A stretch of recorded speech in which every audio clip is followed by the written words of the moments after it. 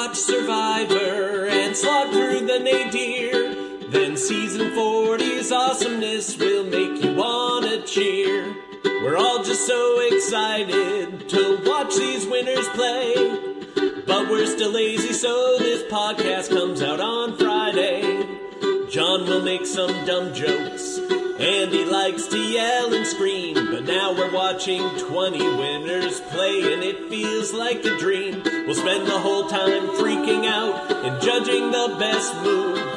And anything that Tony does, you know that we'll approve. It's the Purple Rock Survivor podcast. Winners at War! Welcome to the Tony Vlachos Hype Hour, the podcast previously known as the Purple Rock Survivor podcast. I am John. My co-host is Andy, and we're about to turn into a 1990s R&B station because all you're going to hear is Tony, Tony, Tony. It feels good, Andy. It feels so good to be back where we belong. Oh my God, it's like turning back the clock for us, really. Because, you know, I like to make things about us. And as we should, I credit us for this happening, and you're welcome, everybody. How amazing was gestures at everything? How amazing was that? Well, you know, most of the people listening to this, ourselves included, have been basically homebound for the better part of, you know, several weeks at least here. And this seemed like our reward. Like this was like the show saying, you know what? You guys have had a rough go of it of late. Here you go. Here's a gift. And it was so beautiful. Yes. An episode where Sophie goes home. No, that's not the reward. That's not it. No, and you know what? I will say this up front, there is so much praise to go around this episode. Like, this is exactly what you want from an all-winner season. Like, no one made really dumb mistakes or even necessarily bad reads. Like, there was just someone that just slightly outmaneuvered the others. And it's like, everyone was playing really well, but someone still won. Yeah, so, like, how do we pick what the best part of that episode was? Like, that's a tough ask, right? I mean, there is a litany of options here. All right, well, let's give it a try. Let's try to, because usually we start off with the biggest thing and then work our way down, because then we spend most of our time talking at the beginning, and at the end we're like, whatever. So let's just start. Let's just try to figure out what the best part of the episode was. Was it when Tony finally found an idol? We got to see Tony back to doing Tony things right away. And first of all, everything about that scene was beautiful. Like, he shoos Nick along. Like, Nick pops into a scene, which is Nick's running gag of the season. Nick pops in and Tony's like narrating, like, shoo, go to the well. Narrates the whole thing about how he's like, Nick's cramping my style, get out of here. Nick leaves. And then just his overwhelming joy in describing his search for the idol, and he's hand gesturing and he's imitating everything that he did because he's just so clearly happy to be reunited with his one true survivor love, the immunity idol. And goddamn, what a fun confessional to start that episode. Yeah, no, it's perfect because, yeah, first off, yes, Tony with idols. That's always good stuff. It's going to lead to good stuff. It's back to Tony being, I'm never going to sleep again, Tony. And yeah, the payoff, or one of the payoffs to Nick just shows up where he's not wanted storyline, which is delightful. It is. And then even the idol search itself, I was like, Tony, look behind that rock! Look behind that rock! Yes, I was doing the exact same thing. I'm like, do you see the rock? Look behind the rock! I mean, obviously, we have the aid of, swelling music to tell us this thing is about to end this segment, but I was totally there. And yeah, as you said, like, the big part of the Tony experience is he is having so much fun when he does stuff like this, and he broadcasts it. He can't contain himself when he finds it. He has to run somewhere so that he can look at it. When he's recounting it, however many hours later, in the confessional, still full animation, still such excitement, and that sort of thing happens throughout the episode. So it was a great way to kick off the all Tony episode.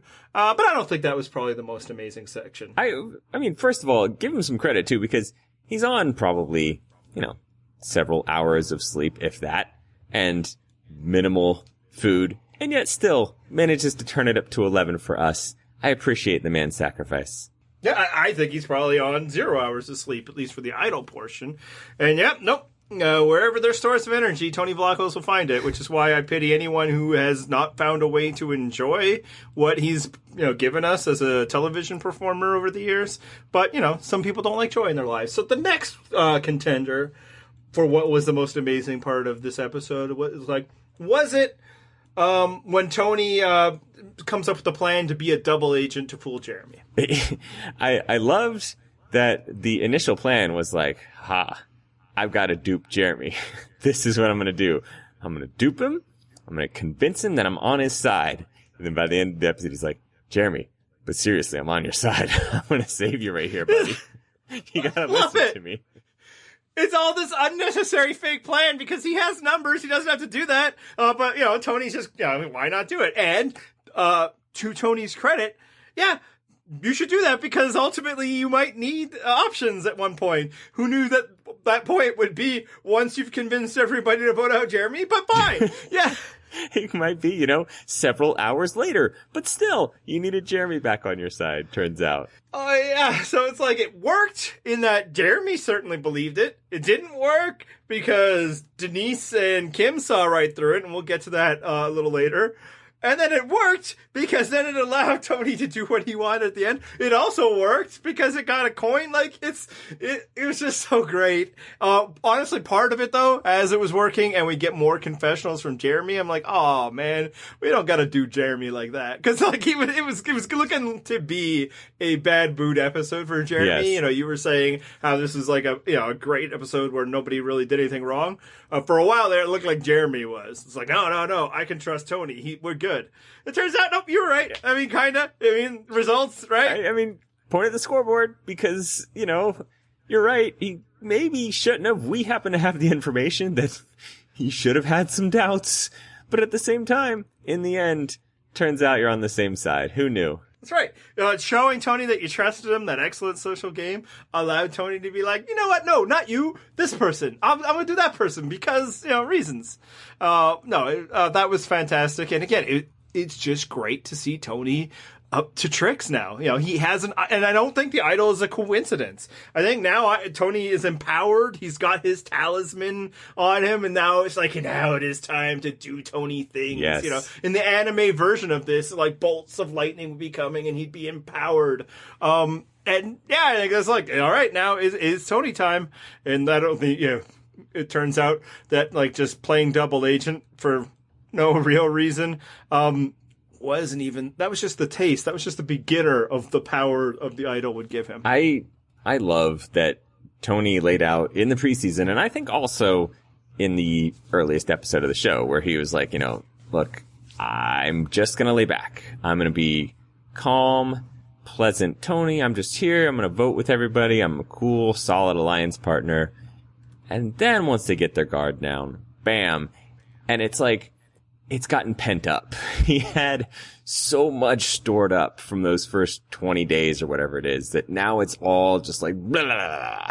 Like, I would say survivor diarrhea, but that conjures a different image than what I'm going for, which is more like a verbal diarrhea thing. He's got to get it all out at once. So he's got to make all these moves and moves and moves. And it's such great TV. This is exactly what we wanted with Tony. And I was going to be so disappointed if we didn't get it. And finally, at long last, it is here, and I'm basking in it. Yeah, no, that confessional was absolutely earlier this season and perfectly placed, because it's exactly what happened. I know the editors are the worst people in their field, but I feel like somehow they got that one right. And that, yes, there will be a story to be told later, because sometimes stories are season-long stories as opposed to episode-long stories. The beginning of Tony's plan was really great and only made better in that how he somehow, I don't know, spoke it into existence. He's the cop undercover who went too deep or something. I don't know what it was, but it was great. What's insane though? There's a part in the show which I think seriously could have killed the episode.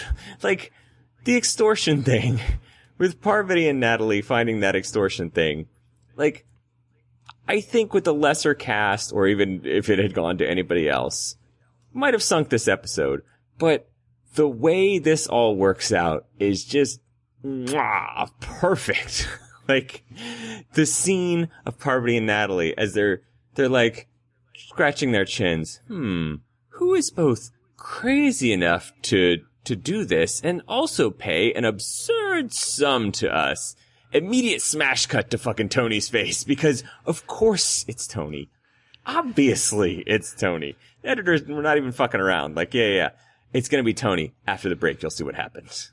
Yeah, smash cut commercial. It was just fantastically edited sequence. And, how about Natalie just kind of walking around in a bottle. Look, there's a bottle. Much like earlier in the season, she goes for water and it's like, hey, there's an idol. This is the sort of thing that when it happens to other people, conspiracy theories start to develop. And I don't know. I don't frequent a lot of places on the internet, so I'm sure they're there. I just haven't seen them. Oh, you want to go ahead and start it? That Survivor's trying to rig this for Natalie? No, because that's stupid. What? Just like it's stupid when you say that, they're throwing idols at Ben or Rick Devins or, they handed Rob fire tokens. This, again, all those situations, some of them aren't even as fishy as Natalie and Parvati just out for a walk, not looking for anything, and a bottle is there. No crickets. No, nobody's questioning that. It's because who wants to talk about that when we have Tony to talk about? I'm sure that's it. Well, or it could be that maybe things are only conspiracies when they counter your own personal agenda. How dare you suggest such a thing about the fandom, Andy? We are all impartial observers, just here looking for a well-played game. Absolutely. 6 tokens, though, man. Holy shit. First of all, props to Parvati, man, who has, with her last 2 moves from Edge, extorted 10 fucking tokens.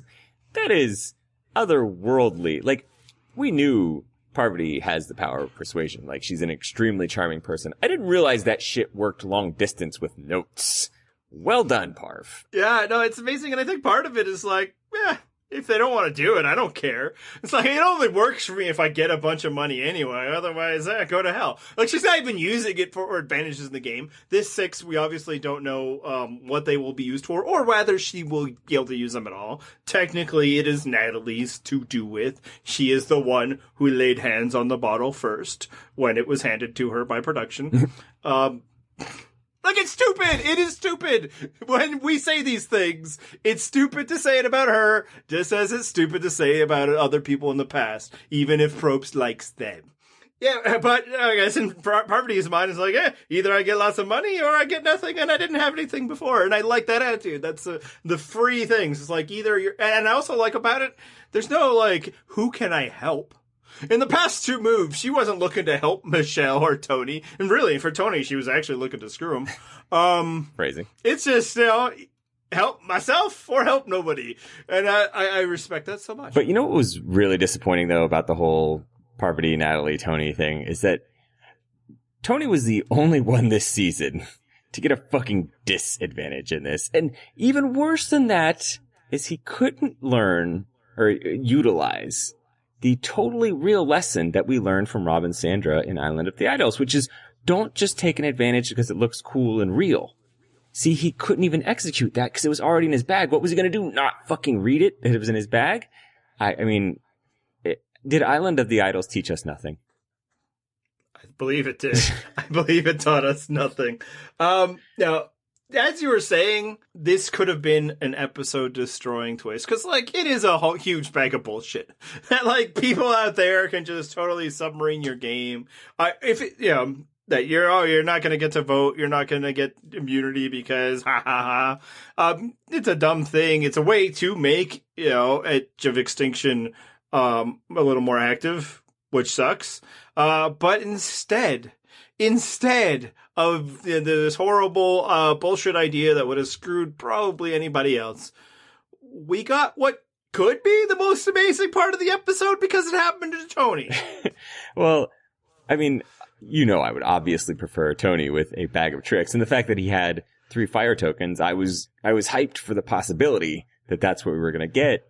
But, that being said, Tony, like, just watching him reading the note, again, he's assuming he's getting some kind of advantage. And he gets so good. He gets so, like, just seeing the word extortion, his eyes light up. He's got a smile across his face. Extortion! Oh my God! And he keeps reading and just like, through the entire thing, huge smile on his face, can't contain his joy to the point that it, like, genuinely made me think, wait a minute, does he actually get to play this on someone else? Did I misunderstand how this is going to work? And what's great is he continues with that excitement when he's explaining it in confessional later. He keeps us in the moment, even though by then he knows it isn't.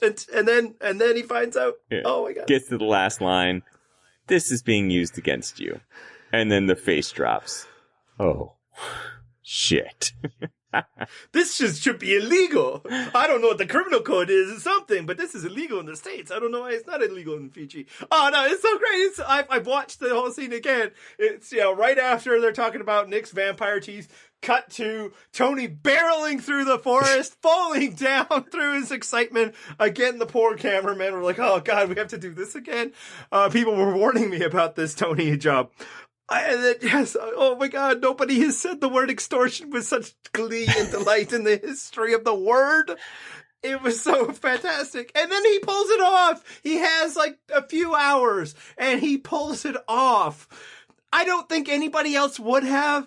I don't know if they would have bothered. I mean, I suppose if Jeremy gets it, he has to fight because he has to know that I'm going home. The fact that they actually showed the tree mail only to let you know, like, just FYI, we're making Tony do this very quickly. Clock is ticking, Yes. tick, tick, tick. Oh God, no, it's amazing. And what's even more amazing about it is at this exact moment when Tony is moving heaven and earth to get 3 more fire tokens, his vote isn't really necessary. I guess actually that's not true. At that point, he doesn't know that Kim and Denise are going to flip. What worked out is that it wouldn't have been necessary until, and we'll get to that part. But oh my God, it's so much greatness. He goes to, this is why I guess the double agent plan works out, right? Yep. It's a good thing that he decided to fuck with Jeremy for whatever reason, because otherwise he doesn't get that token. And then moving on from Jeremy, he goes to Michelle, because I guess that's, if he's assuming he's going to be flipping still on the Jeremy Michelle side, he's like, well, shit, I may as well get the tokens from them because I'm turning on them anyway. Goes to Michelle, and to Michelle's credit, she actually had a good lie to Tony, which it seems insane because her lie was that she'd paid 4 tokens for an advantage so shitty that it only kicks in if she gets voted out. But look what they fucking sent Tony. That was way worse. So it's actually believable for him to be like, well, shit, at least I didn't get, she got something better than me. I get it. So plausible lie from her. That's a real actual advantage that someone had already gotten on Edge of Extinction. So it's not such a leap. Tony can be like, that seems plausible. Yeah, I mean, he believed it, and also to her credit, she had to do it in the moment. Yes. I don't know if she's been sitting there, I gotta come up with a lie in case somebody asks me for my fire tokens. So yeah, there, I did make some jokes. It's like, wow, it doesn't make you look great that you were willing to spend 4 fire tokens on a thing only useful if you get voted out. But at that moment, she has to explain why she has no fire tokens, and she doesn't want to say that, I spent it on possibly an idol, because that would be bad. Now, what's great is like, just a few episodes, a lot of people were shitting on her for spending 4 tokens on that, and I didn't. I want to say that's the only reason why I'm bringing it up is because this makes me look good. Mm-hmm. Turns out, if she hadn't spent those 4 tokens on that, I think Parvati would be extorting her right about now for those tokens. So, and imagine how much worse the episode would have been in that scenario. Because, does she even pay it? And then if she doesn't pay it, does it fucking matter? No! Right. She just goes like, that sucks, and it sucks for Jeremy. Because we can't vote with him. And then she sets out a challenge, and whatever. He got the tokens, man. He got them. It's so fantastic. And it didn't even seem that hard. And part of this insane thing is, the tokens were also necessary to get him to even compete in the fucking challenge, which, it being Tony, last week was a very notable exception, but you assume like, okay, but Tony's not exactly an immunity threat anyway. I don't know that that's the biggest straw here. Turns out, yes. Welcome to a new era! The era of Tony's, the challenge beast. Who fucking knew, man? 2 in a row. Hey, man. I told people last week that, he is better at challenges than you think. It's just they always ended in a puzzle in Kageon, or were straight puzzle. Many times he would get to that puzzle first, and then he would just flip around pieces until somebody got up. God, it hasn't been that this season. The way he, like, aggressively moved around slide puzzle pieces in a manner that helped him 0% was so thrilling to watch. I do hope we get a slide puzzle again at some point. That challenge was just like the perfect metaphor of what was happening that season and like the story of the edit. Tony just maniacally moving things apart, hoping that they'll fall into place, while Spencer, methodically works his way through it and solves it. Like that was the story that they were presenting. It ultimately wasn't true. Tony's maniacal moving apart did end up, and Spencer didn't really do much of anything. But like as a storytelling device, that was very effective in that challenge. But yeah, no, man, Tony keeps winning. So now Tony has a hidden immunity and he has the complete protection of a necklace, which means it's time. This just Jeremy plan. I don't know if that's enough. Well, not only that, he wins the immunity necklace, gets 2 fire tokens.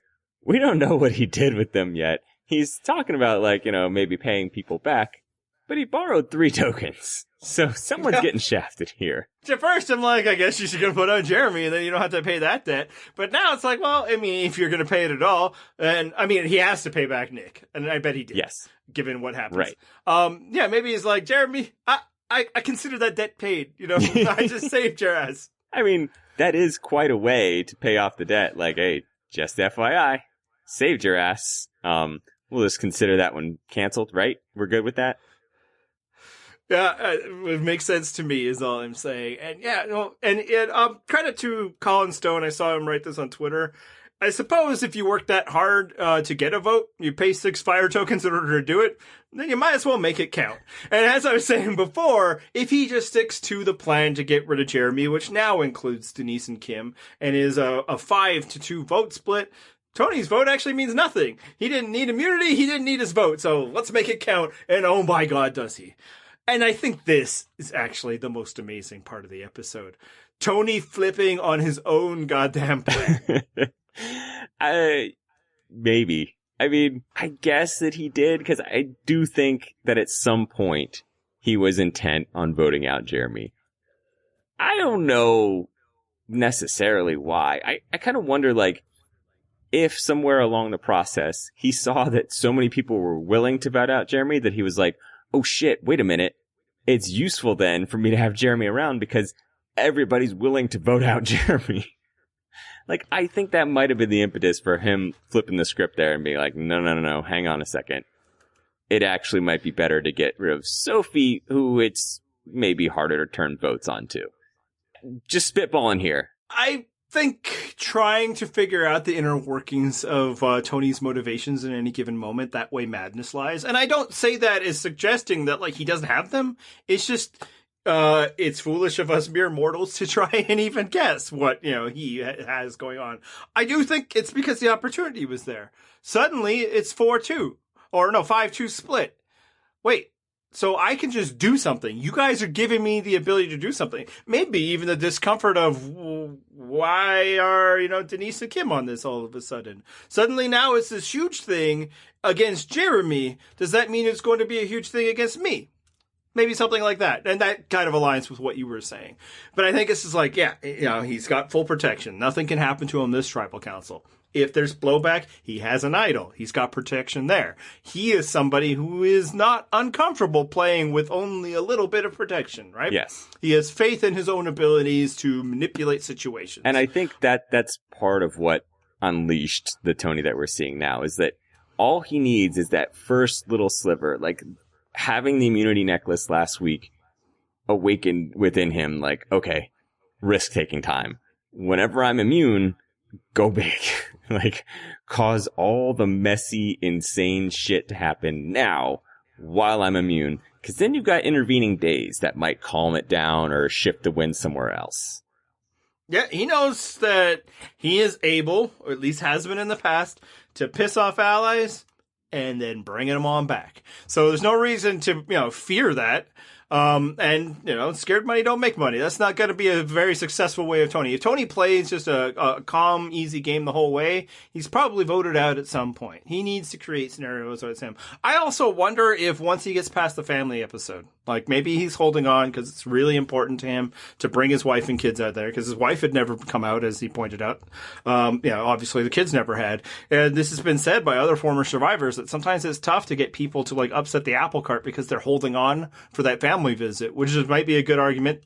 Some have said to get rid of the family visit, and some people are like, yes. But it could be argument is just bumping that up a bit. Now, the penalty of bumping it up as early as they did this time, a lot more families to go around, but presumably there won't be people on edge of extinction anymore. Fingers crossed. So now he's got all that, and I love a 4-3-2, man. And I love how quickly he's able to put it together.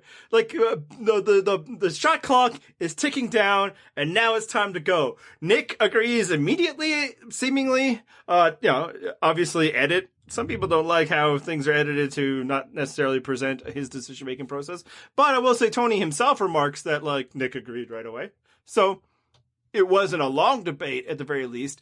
And then Jeremy has no options. I almost worried for a second. It's like, maybe he didn't give Jeremy enough time to process this. I mean, I loved the plan that he spelled out explicitly for us, that he was going to wait until the last possible minute, because you don't want to give people enough time to confirm stories, to reconsider their commitments, those sorts of things. And the fact that Jeremy was wavering, I was like, come on, man. You got to get there. Like, I'm right there with Tony. Like, come on, Jeremy, buy this. Buy what he's selling, man. You got to take this. Like, for once, he was fucking with you earlier, but this is legit. You got to do it, Jeremy. Do it. And then by the time we got to Tribal, I'm like, I feel like he did it, man. This is classic Tony. It's getting pulled off here. Yeah, and at Tribal they gave Sophie a few like comments about the game and all that. That helps. I know, and we can get to it a bit. Where most people are thinking she didn't get any time in this episode. She got a little bit back, when suddenly she was plot relevant, because she wasn't for most of it. Tony's doing stuff again. It's crazy things. This was one of the most impressive moves ever, I will say. The only thing that could hold back is we don't know its long-term success. To that I say, I don't care either. At all. It happened and it was amazing. I like being entertained by entertainment programs, and I was entertained here. And, I mean, I'm cool with people doubting the long-term consequences of Tony Vlacho's moves. This is a comfortable place to be. We're going to get to there in a bit. Oh, really? Has that happened before? I don't recall such a thing. I guess we're getting to that now.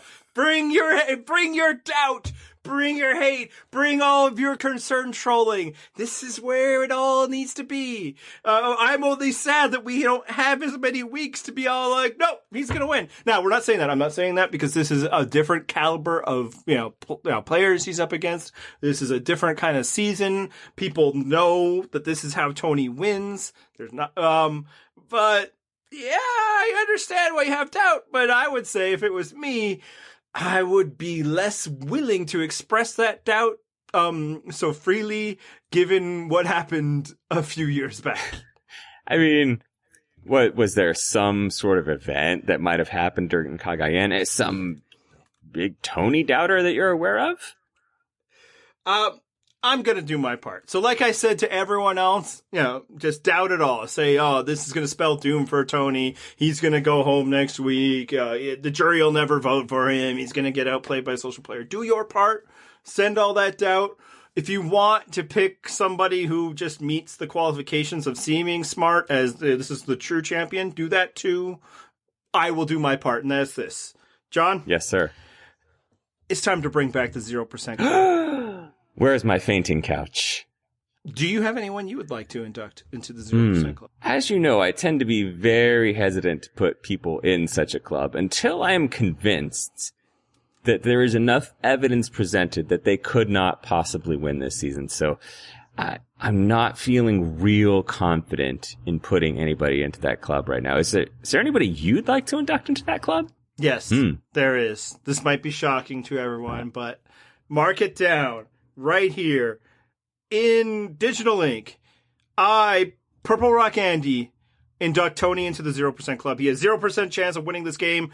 I will take no questions at this time. I'm so happy that I was sitting down as you delivered that shocking pronouncement. I can only hope that, history doesn't repeat, because I don't know if you remember this, Andy, but back during Cagayan, while there were many people doubting Tony's game, you made a bold pronouncement very early in the season that after the first 2 hours, the first night. I believe it was immediately after the first episode that Tony Vlachos was the very first person inducted into the Purple Rock Podcast 0% Club. And I don't know if you recall this, but it turns out he did win that season. Oh, so I can only hope that, such a thing doesn't happen. Very foolish for me. I don't want you to be humiliated in front of our friends, the internet. 0%. Moving on. Oh my God. So all of that was great. Everything Tony does is great. This is an all-time classic, virtuoso singular performance episode in the history of Survivor. 18 confessionals, the whole wax. But still, maybe the most amazing moment was the preview for next week. Oh shit. I mean, as I said, Tony with the immunity knows that he can cause some shit to go down because, there's some intervening days where he can maybe calm down some of the blowback before they get to the next tribal council. Preview seems to suggest he's gonna have to work really hard to do that. Which I'm fine with. Yes. I'm comfortable with that. No problem. He has an idol, and this is where Tony lives, man. This is that big thing. And, we'll get into, where he might be, whether it was a good idea to flip and all of that. We're burying the lead here. And the lead is Spy Nest. Yeah. Spy Nest! Tony likes to evolve his game. He came out, he had the Spy Shack in Cagayan. He upgraded that, though. He was going Spy Bunker in Game Changers. Didn't work out so well. But, more of a downgrade, really. Tony adapts, though. He sees what works, what doesn't work. He adapts in his game. Now, he's going up. He's going up above, getting the bird's eye view of the action. God, I miss this fucking guy. He's so fucking fun. I can't believe we're going to watch this. A preview that just... I think it might have ended there, or if it didn't end there, it didn't matter. I watched no other thing or thought about anything else once I saw it. With Tony up in a tree talking about his spy nest, that's you're binging. It's 2 a.m. You decided, I got one more, and you got work the next day, and you see that, and you're like, nope, we're rolling it home. We're going on. It's just gonna be an extra tired day tomorrow. But I can't wait. And look, here's the question I need to find out. And, we might find out in the episode. We might have to wait until, who knows, maybe one day we can talk to the guy. Can you even hear people down on the ground when you're up there? I mean, probably. Come on. Voices carry. I think there was a song about that. What I want to know is, just from a TV perspective, you can't just leave a fucking cameraman sitting down there, because then people would be like, well, here's the cameraman that was following us. There's a random cameraman. I don't see any other individuals around here. That makes me wonder Why does this camera keep pointing upwards? We're just on B-roll. There's a monkey fucking in the tree. Don't pay no attention. Which, of course, would be like, what? Yeah, I want to see that. Yeah, nature photography. Fijian banded iguana. Really amazing. Up in that tree. Check it out. Shout out. Spy Nest, man. Spy Nest. How can you not love this? As Tony himself asked before the episode aired, are you not entertained? God, it's all I want. Not everything has to be about your fucking spreadsheets or your, quest for social justice in a game where people vote people out because they don't like them. Sometimes it's a goofy man up in a tree trying to listen to people. Yes, but also there's no reason to disparage spreadsheets now. Let's not fling mud. I took it too far. You did. It's true. There's a line. Disparaging social justice, fuck it, whatever. But spreadsheets are holy. How dare. Oh, God, I can't wait. We are so lucky. We are home, man. We've been doing this for way more years than it seems plausible or logical. I've never had more fun talking about or watching than when we did in Kaguya-an. And my God, we're here. If for however long for this episode, and obviously for next episode, we're here. And you know what? Thank you. We are not the types to do Survivor player interviews. It's just not our thing. Like, we could do it. A lot of them aren't very hard to get. Sometimes we're just not interested. Sometimes it's just, we don't fucking care. We want to hear what each other have to think, what you guys have to think in comments, those sorts of things. Letting other people talk is not exactly my strongest suit. It's not like a thing I bring to the table. Exactly. So I'm going to throw this out here. Survivor interviews, not our thing. Tony, however, you put in that call, buddy, we're picking up the phone. However much time he needs. Yep. And I'm just going to hit record and let that shit run. I will ask the odd question to give the man time to breathe, but I am happy it not being about me. Exactly. This is one of those times we will gladly relent. We will only set things up for him to knock them down. All right, so I think we did a good job covering how glorious everything was, and oh god damn was it glorious. But I guess now it's time to talk a little strategy. Now, our theme song gives away a bit of how we're going to judge any move that Tony makes, but I think it's worth asking. Was it a good idea for Tony to flip on his alliance and specifically target Sophie? So, let me ask you this. Do you enjoy entertaining television, Andy? Of course, again, established. Yes, I love that. Because was it a good idea? Okay. As to whether it's a good idea for Tony's game, that is a lesser concern of mine than it being a good viewing spectacle. But I will still say that I called this last week, and I thought there was no way he was sticking with that group of 5. I thought he was going to take some of them out, and it is the Kaguya-an game all over again. Like, he's going to keep certain people around that everybody will realize they need to get out. And they will need Tony's help in getting those people out. So yes, it's a fucking great idea. Why not try what you know works? And it seems like early returns suggest you might be doing pretty well at it. I can't answer whether or not it's a good or great idea for sure. And this is something that, like, I think everybody needs in general, but especially when discussing and experiencing Tony Vlacho's moves, is the comfort in just saying, I don't know. I think Tony himself has that comfort, and we should let him live. He is comfortable to be like, this is what I think I need to do now, and if there are consequences of this result, I'll deal with those consequences later. Wonderful. Survivor is a game of read and react. Sophie had great long-term plans, and she'll be thinking about them a lot on Edge of Extinction. Now, specifically how it could be a good plan, look at that group of 5 and tell me that it was a group situated around Tony's success. Exactly. I don't know that you can. And not only that, but even within that group of 5, I think Tony did have some worry that Sarah, despite being, I think, Tony's number 1, might have had some inkling that Sophie would be a better number 1 for her than Tony long term. So I think that was probably part of the man's motivation. Yeah, and like there's the question. I believe it's Cinnamon Owl who's been bringing it up in our comments. The whole gambit to remove somebody's ally so they can become your ally, is that ever successful? I can't think of a time, but I haven't thought about that hard. That it might not even be that. It's like, Sarah's not going to be working for me the way I need her to be if Sophie's here. So then she doesn't have to work for anybody. You know, he broke up a powerful 2. That's not just 2. Ben was on their tribe in the split tribe part of the game, not with Tony. How connected is Ben to Tony? A little bit, enough to get a token out of him. But if I had to wager, he's probably more connected to Sophie and Sarah. And not so much with the Sophie part anymore, right? Tony obviously has Nick on his side. A coin and his vote proves that, right? So busting up that situation isn't the worst thing for Tony.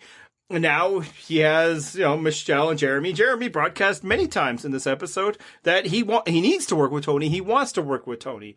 Tony fits the way Jeremy wants to play. Michelle is obviously going to do what Jeremy says. And then, again, Denise and Kim We know that Kim isn't on his side. Do we know that Tony knows that? We don't. But there might be enough of a vibe from him that he's like, that's not working for me. I believe he put out her name last week. I guess he put out Tyson's name. But yeah, it's like the status quo, while absolutely could have brought him further, I don't know if it was set up to bring him to what he needs to do to win. Now, do I know that this new, throwing all the puzzle pieces up in the air works for him? No, of course not. But nobody in the history of Survivor has worked better in that scenario. Nobody has more comfort. And if all he does is shake up everybody's status quo, everybody's plans at a key moment in the game, a moment when they're exhausted and they've let their guard down, and now he's forcing them to play at a Tony pace.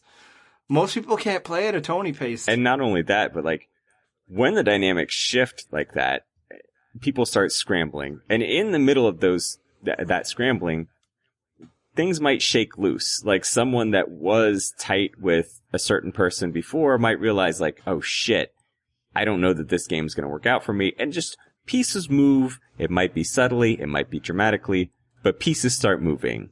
And like you said, that is the part where Tony excels, where he can realize like, okay, this piece needs me, this piece does not. So this piece is no longer useful to me. Let's move against this person. Yeah. So then if you're doing a big move like that, I think Sophie is an excellent target. For one, I think he still wants to keep an option open with Sarah. And, as previously stated by us, Tony keeping option open seems to be a pretty effective gambit so far. Even when it seems like that's not what he's doing. Will it work? Who knows? She certainly looks angry at him in the previews, but I saw Trish be pretty angry at him at previews when he voted out LJ. She never voted him out. He kind of did that to her. So it's possible. But that's somebody, like, you don't need to get rid of Sarah right now. Right. If you're Tony, do you think you can outclass Ben? I feel like you can outclass Ben. At the very least, you have the intel that Jeremy don't like him. And you could probably get the sense that Ben doesn't like Jeremy. So the odds of them coming together to break you up, lower. Again, you have Nick on your side. Nick can, which is another thing. When Tony was flip-flopping all around Cagayan, he was flip-flopping with Wu. That's right. Which makes it harder to target just one person. It's great to bring somebody along. So, yeah, when you look at all that, Sophie isn't on any of those categories. Sophie could be dangerous to his plans. Sophie could be like him, sniffing out what's up with him. So it's good to get her out now when she isn't going to be expecting it at all. And, as she noted, she had an idol in her pocket. So I don't know if Tony knew that. I'm guessing he didn't. But damn. Good time to get her when she wasn't possibly expecting it, because, could have ended much worse than it did. So let's talk about Sophie's game. Now that she is not in the active part of the game. What did you think? I know like a lot of people had Sophie as the front runner. She, people are out there, I think she's winning this season, all that. What did you think? I've been desperately trying to avoid any kind of predictions on the winning front. So I not doing it now. All I'm doing is predicting who can't win. Of course. But I've been specifically like trying to rid those thoughts of my brain, like not looking too far past the current episode, because I don't even want to guess at the end game. I just want to sit back and enjoy what the show brings to me. Having said that, like, I think Sophie was pretty well positioned. She played a good game so far. She had an idol. She had good alliances, previously with Yul, now with Sarah. Like, I think she was doing pretty well, and especially because I don't know that a Sophie and Ben pairing was ever something that I expected, but they seemed to get along pretty well. I don't think Sophie and Sarah was necessarily something that I expected, but that, like I said, that seemed to be close enough to them being like the number one alliance partners for each other. So, yep. I think she did pretty fucking well, and she should be proud of how she played. Like, the way she went out was just like Tyson and Sandra. Like, what a badge of honor, man. Like, someone orchestrated a 4-3-2 just to take you out. Like, that should make you feel good, at least. Like, it wasn't, a unanimous vote against you and you had no shot. Like, someone really had to go out of their way to take you out. Yeah, and right up front, and I'm sure you agree with me, absolutely no shame going with the idol in her pocket. Nope. You know, it would have been superhuman for her to predict something was happening when the person who decided it was happening seemingly didn't do it until like an hour or two before tribal council, right? Yeah. I mean, we always say, you know, if you have any doubt or whatever, just play it because you don't want to go home with it in your pocket. But what would have possibly given you doubt here? There was no sign that I saw. Yeah. I mean, there's one, you know, glaring thing that the Minority Alliance did vote for her last week. So there is like, it wasn't like, you know, she had no reason to believe that she was ever on anyone's radar, but she also didn't have any reason to believe that the people whose radar she was on had enough to do anything about it. So again, I don't fault her at all, but I do want to note it that, you know, apparently she didn't manage her risk profile very well. And, well, that is the key to being a great winner. I mean, that's how you determine if someone is a good Survivor player. Yeah, people were coming for her 2 weeks in a row, so cross her off the list. Yeah, no, I also thought that she was one of the solid candidates to win. Like you, I'm not sitting here thinking who's going to win, who I think is going to win, who the edit is telling me it's going to win. Yeah, we decided several seasons ago that does not increase any level of fun or enjoyment to view this show only in the lens of the outcome. Frankly, when a whole season came about, this person's going to win because she's getting confessionals that are out of place, and the rest of us being like, but she's not doing anything, and the confessionals are meaningless. Now, it turns out we were wrong, and they were right, but it wasn't fun. So we kind of, you know, started Taylor away from that, and now we don't do it at all. And this season especially, it's like, I think several people could win. And so one thing is, like, I feel like a lot of people who thought she was playing an amazing game, I mean, in part because they're fans of hers, and I get it. And I think a lot of people were really bummed when she went out. I totally get that. We were ready to give up on this entire franchise when you all went out. I get it. But I think some of it was because they were extrapolating. They were like, you know, she's playing an amazing game because I think she's the winner of the season. So everything she's doing is an amazing indicator of that. Whereas I think what it was is she was playing a very good, competent Sophie-like game, which made her among the many people who are playing really good games this season. But in the end, like, she played a great, competent game. I'm not going to say she was playing amazing and, you know, this one twist took her out. I do think that had the circumstances continued the way they were, she was positioned well to win. But there's no reason to believe that the conditions would continue this way. If, you know, what she mostly was doing was, you know, forming a good alliance amongst people perceived as lesser to vote out big targets. Well, which is a strategy, and it didn't work. And what you were saying before is, like, she didn't fuck this up or anything. Like, no. This is what I like about this episode is she did not in any way screw up. She was, like you said, well positioned. She had an alliance. She had a plan.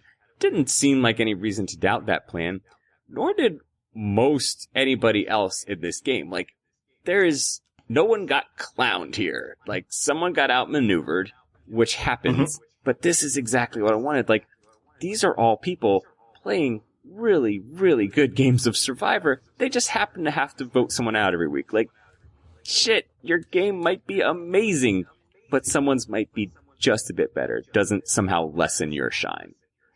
Yeah, I mean, a completely unpredictable person made a really interesting decision. That's part of it. Now, I will say that, you know, her best move this season was flipping the target to get out Wendell. You know, she recognized that Jeremy was looking to add Wendell as a potential ally, and that's no good for her because she doesn't want Jeremy to have power.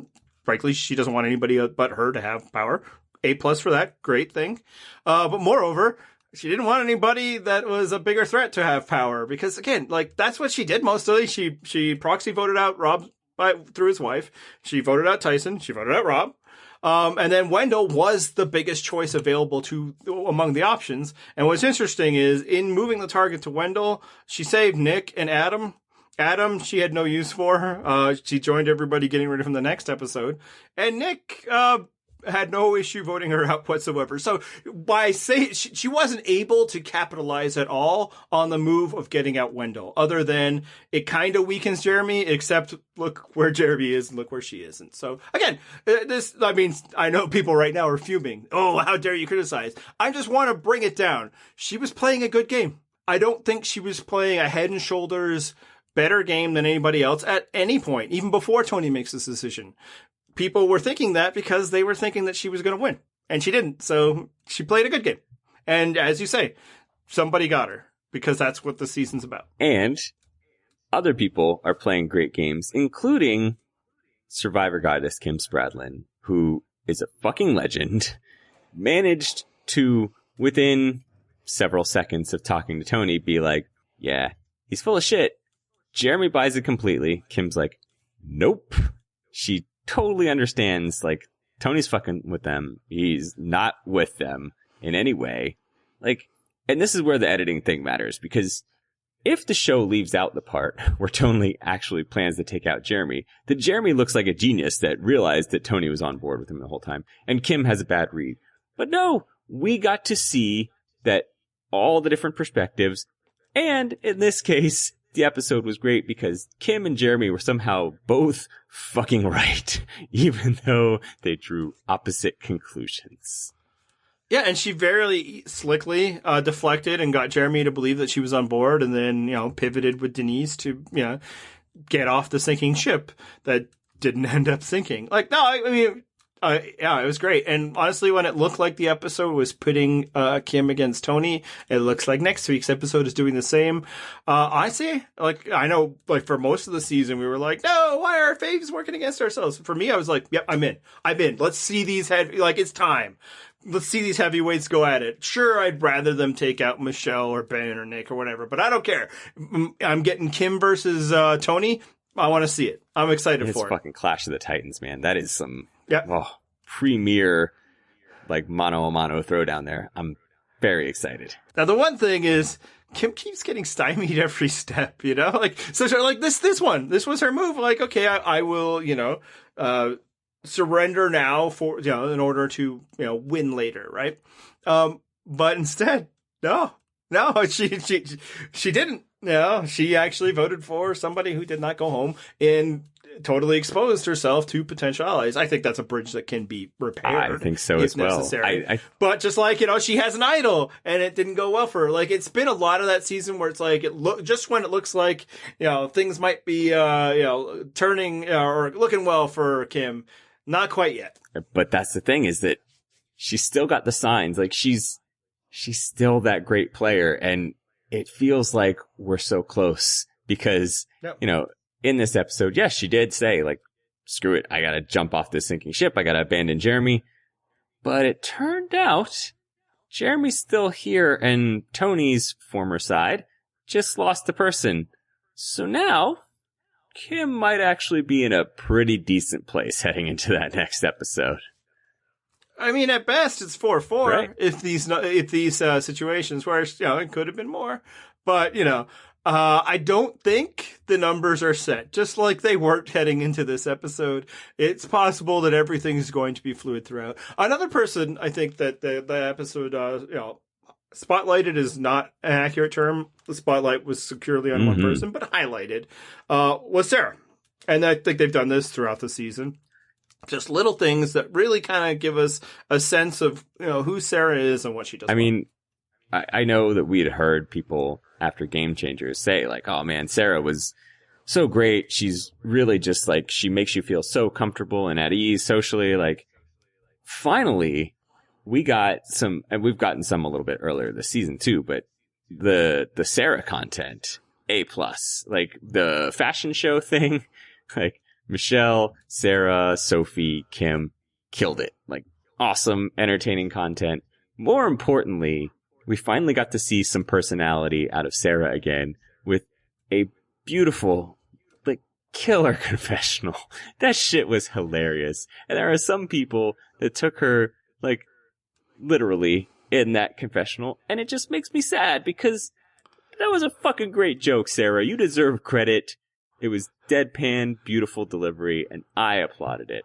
I thought it was It was done. so funny. Yeah, no, I think my wife was like, is she for real? And I'm like, oh, this is great. This is hilarious. And especially because, like, she goes with the first, set of, bragging things. Most people think I'm just hilarious, blah, blah, blah. And it's like, nope, not going far enough. I need to throw in another thing. I'm so pretty. But now they can find out that I'm also this creative side. It's like, this is hilarious. This is great. And the amount of people who are just like, oh, fuck her. Why? How dare she think this? Is like, this is why I get in trouble with people for calling, like, Adam a pissant little fucker and all that. It's like, people just clearly don't get the jokes, Like, they assume that the level of seriousness with which they take a thing is the level of serious in which the speaker is, and it is not. She was having fun, man, and it was. I was having fun right there with her. Like, bravo, Sarah. You made me enjoy the night even more in an episode where it was already just firing on all cylinders. Like, this is why we get people coming back. It's like, oh, they're just jealous of Rob. It's like, do you understand that we don't actually think we're the best, most intelligent, wonderful podcast in the world? That we know that's just like rinky-dink two amateurs who have no real business sharing their opinion, but whatever, some people decided to listen to. We get that. It's part of the joke. And so that's how it was going. Another thing about the fashion show is that Sarah's giving, voiceover about it, and it's this really interesting contrast between her social game and Tony's social game and the way they're framing it, which, I mean, is, again, we're home, man. This is how people were doing Tony before. He's just this wild maniac in social game. But meanwhile, I mean, I will say, Tony's social game was good enough to earn him $3, three fire tokens, so, like, apparently some people like him. But again, really well played by a group of editors that, as we all know, are, basically a bumbling, stumbling group of fools. They're terrible at their jobs. But I mean, I did enjoy the contrast that we got because, as I've said, I think Sarah is probably one that should be moved into that top tier of winners at its showing. Mm-hmm. But it was just fascinating to see it. Obviously, we would have put Tony there anyway. So it's a cool parallel, just the juxtaposition of their games in the same episode. Obviously, Tony got a lot more of the content in this episode. There was a lot more Tony stuff going on. But again, just the way they move, very interesting to watch. And they're both fucking great players. Yep.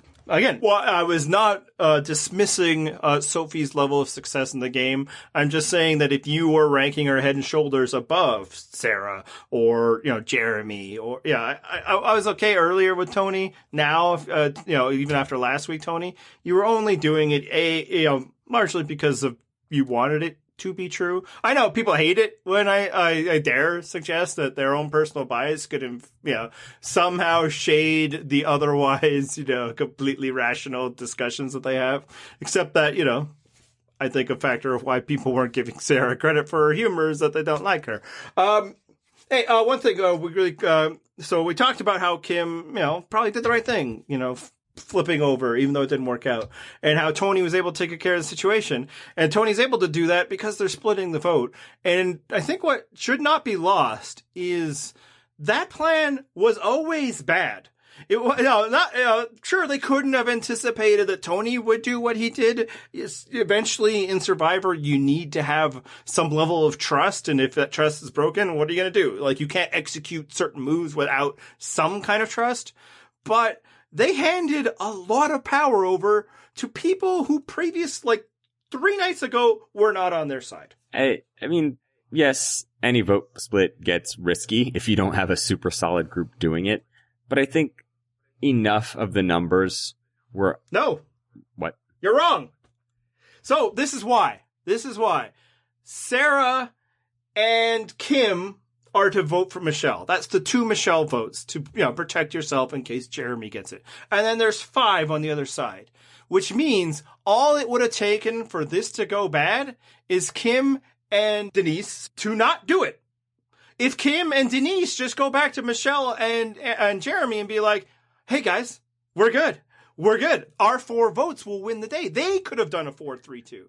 They screwed up the vote split again. I did not realize that Sarah or whoever it was, put Kim as one of Michelle votes. That's not a very bright thing to do.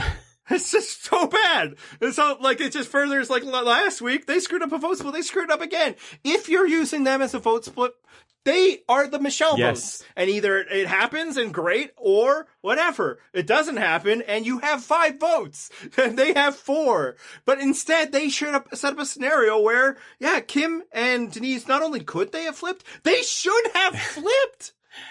They should have all voted out Tony. I should have checked the... Well, they couldn't have, because he won They couldn't do that, first of all. And how dare you even suggest such a thing? I did not realize, and I should have looked at who voted for whom at the end, because... Well, like, in the, or just, again, so much is going on, but, like, in the episode, Sarah was like, hey, to Kim, you and me will vote for Michelle. I'm like, what are you doing? No! Yeah, the secondary target belongs to the people that you're not sure about. Yeah, and frankly, you don't even tell them that they're a secondary target, because what if then they'd be like, okay, let's all put our votes on Jeremy. Right. You just, like, us 5, we're going to vote for Jeremy. That's it. And we're going to tell them that we're voting for Michelle. And maybe they'll play an idol for Michelle if there is one, or they won't. We're great. Either way, or they vote for Michelle and, it protects us. But yeah, no, they totally screwed up the vote split again. So it didn't even require, Tony, being this wild, mad agent. Sarah and Sophie fucked up. So that, is important to note. Man, 2 weeks in a row, too. Yeah, because, it's time to talk about that. A lot of people were upset that we weren't properly, the editors, bumbling pile of fuck-ups that they are, did not adequately prepare us for the deeply thought out and well-organized plan that we saw at Tribal Council last week. You mean the one where Michelle was in on the vote to take out Tyson? Secret Agent Michelle. Yeah, that's the one that we did not get the scene where Michelle calmly explained to us her complete masterful stroke to randomly guess that somebody else might have been getting it.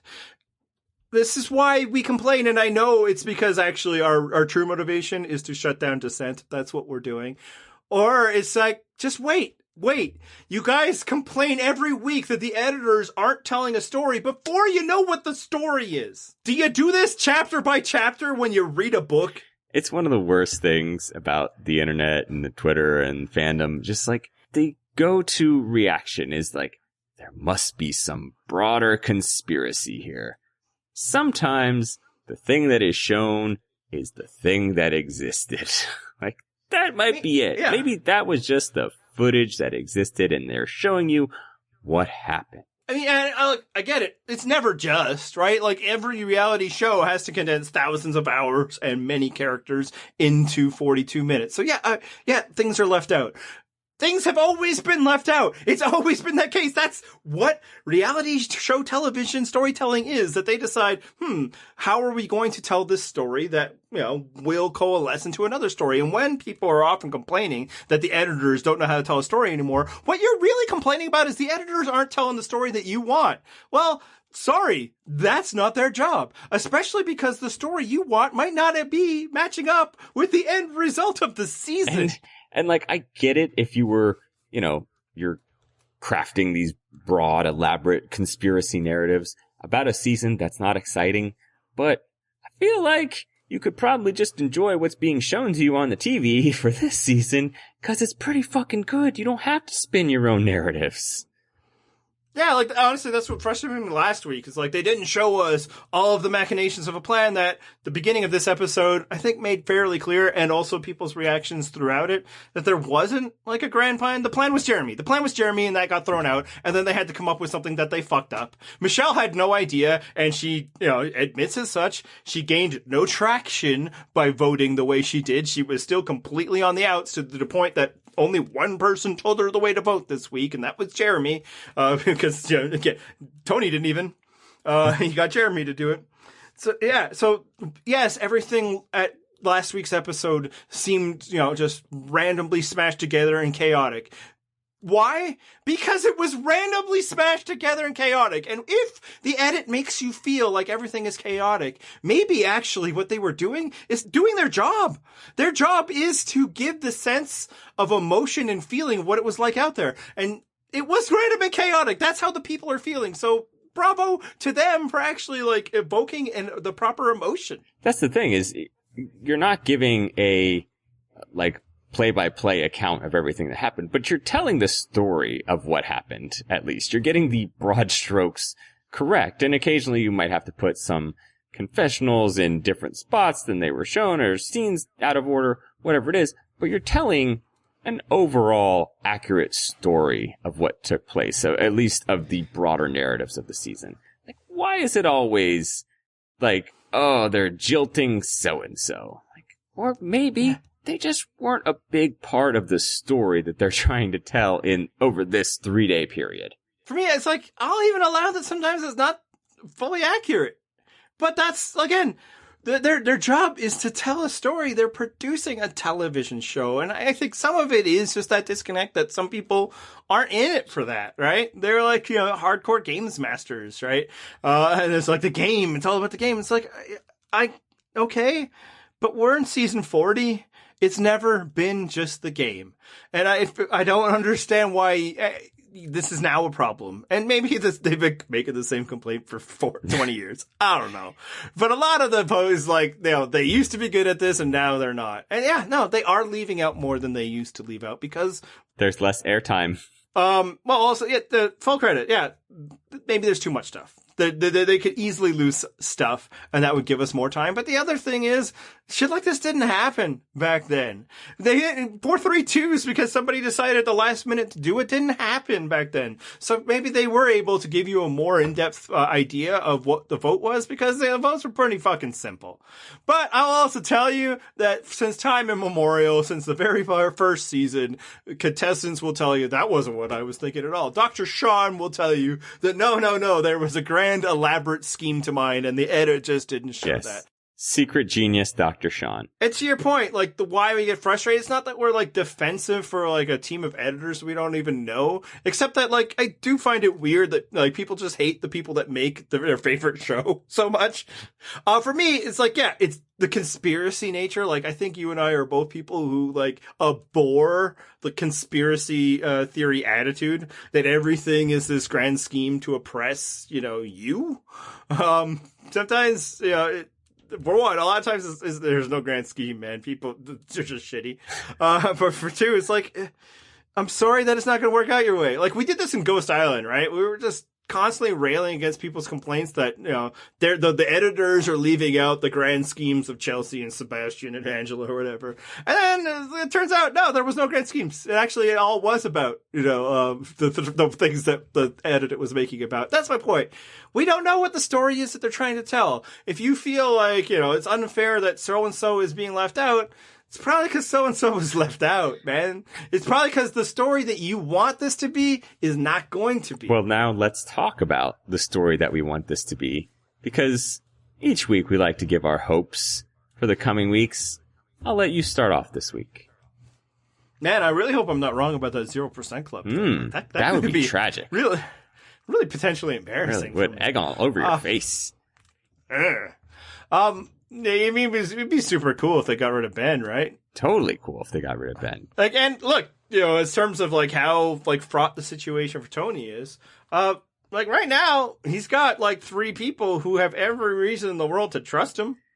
They have no reason in the world to ever not have trusted him, because not only does like, oh no, Tony totally flipped back on you. It's like, no, I mean, Tony spent 3 days telling me he was going to vote with me, and then look what happened. You're the people who flipped on me. I want to put off Tony versus Kim, but also I don't. But I kind of do, though. Like, I keep going back and forth because I want it to happen. I mean, why have a Battle of the Winners season if you're not going to have 2 of the big best winners of all time go at each other? So I want it to happen, but like, can't there be a round 1 where like the shot gets fired, but Tony plays an idol and Ben takes the bullet. Crossfire. Like, yeah, something like that. Like, oh, shit, we were all set to take out the Death Star, and instead, oops, we got a stormtrooper. Have to figure that out in the next movie. Yeah, like, Kim actually did outsmart Tony. She rallied a plan against him. But it turns out that Tony has an idol, so... but he wasn't going after her. That could be a thing. And yeah, like this is what we were getting at when we were bitching and whining earlier in the season about, all these legends going home. It wasn't that we never wanted them to turn on each other. We just wanted enough of them around to be doing it now. Yeah. We wanted them to turn on each other, not the others to turn on them. Yeah, exactly. That's it. That's it. That's totally it. It's like, I don't want to see the people I wasn't interested in, getting over on them, especially if it's just because numbers, circumstance. Again, Ben going home would be fantastic. And then they've been teasing that as a thing, Jeremy not getting along with it. Ben sure doesn't get along with people for the amazing social game turn he's doing. It seems like, he's had a fair share of annoyance with, more than one person. I know it was only a grand failing of the one person he had a problem with, but like, there seems to be a pattern developing. There's a saying. When you see an asshole, you've seen an asshole. When everyone you see is an asshole, I forget how the rest of it goes. Anyway. Maybe you're the asshole. Oh, is that? That's it. Is that what it was? Oh, oops. Anyway. But honestly, what I think might happen is I think this might be Kim's last episode. But no, that's not totally it. How dare you? The last thing I would want to do is put a Purple Rock podcast jinx on Kim. I mean, if only there were some way to avoid a Purple Rock podcast jinx, because as we know, like, it is a very powerful thing. So, I mean, literally on Wednesday we posted a thing about this is being Sophie was going to win the entire game. So, oh man, what do we got scheduled for next week? I'm gonna have to look at that schedule. Maybe move some things around because it's looking a little dicey. I don't know. Can we do that? I don't know. I don't know. We'll have to worry about that later. But where people can see that is on our website, purplerockpodcast.com. And of course, you can find us on Twitter. The show is Purple Rock Pod. We're all live tweet every week. Andy is at Purple Rock Andy. I'm Purple Rock John. And anything else, Andy? Let's play some music.